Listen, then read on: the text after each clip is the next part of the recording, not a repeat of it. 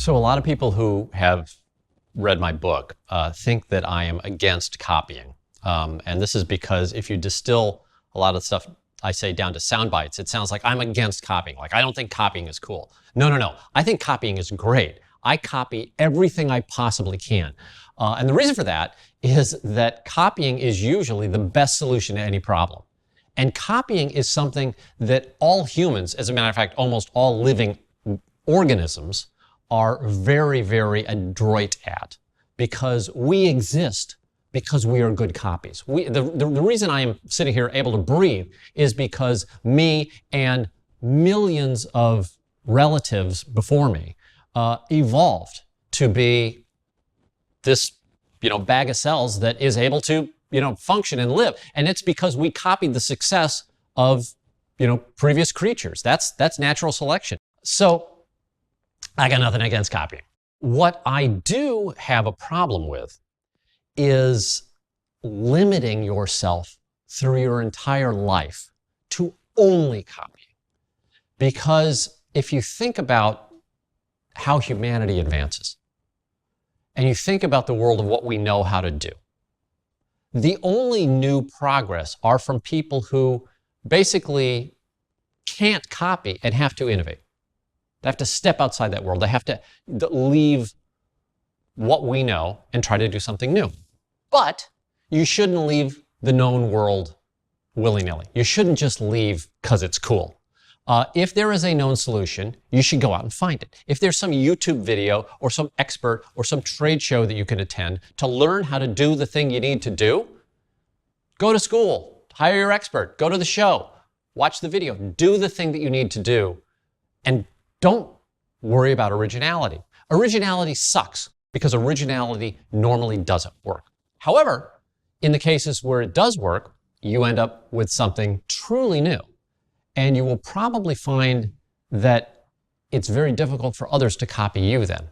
So why is it difficult to copy somebody with an innovation stack?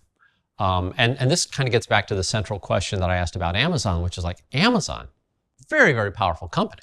Like probably the most deadly competitor of any company on the world. Like if you want to get attacked by somebody besides Amazon, I want to know who it is, right? Because Amazon has massive financial resources, a phenomenal brand name. They literally know where everybody in the United States lives and has an account with them.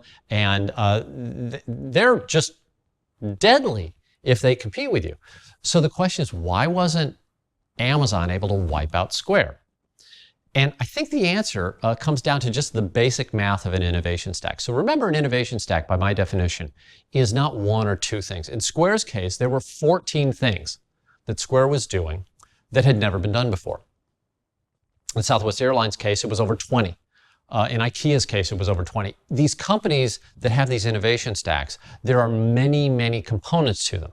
So let's talk about the math of copying. Well, the math of copying is not perfect, which is to say, if I try to copy something, there's a chance that I will succeed and chance I will fail. And if you're a company like Amazon, you probably have a very high chance of copying successfully because they've got smart people, lots of resources, but it's not a perfect chance. So if we, just to make the math easy, think about 80% chance of Amazon being successful in copying one idea, well, what are the chances of them successfully copying two ideas? Well, it's 80% times 80%, so it's 64%.